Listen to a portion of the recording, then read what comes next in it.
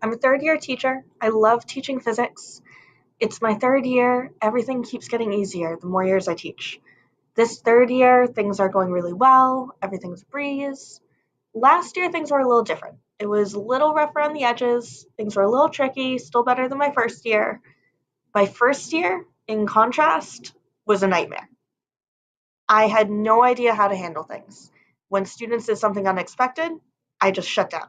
I had no idea how to handle if a student said something out of turn, if a student wasn't following my instructions, I freaked out. I didn't know what to do.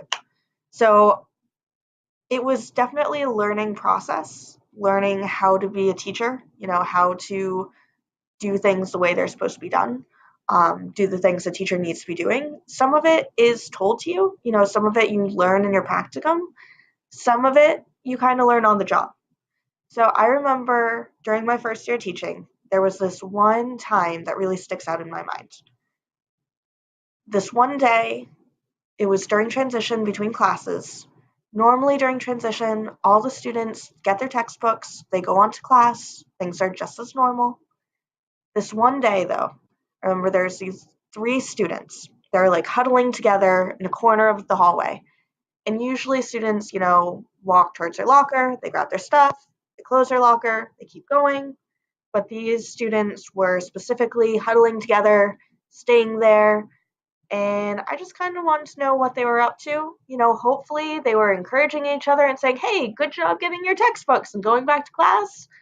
But that feeling you get as a teacher that things aren't going that way.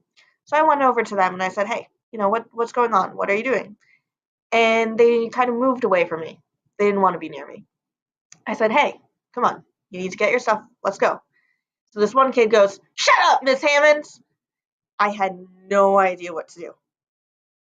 With that kind of a tone, with that kind of abrasive action, should I shout back? That didn't seem like a good idea. That seemed like escalating it.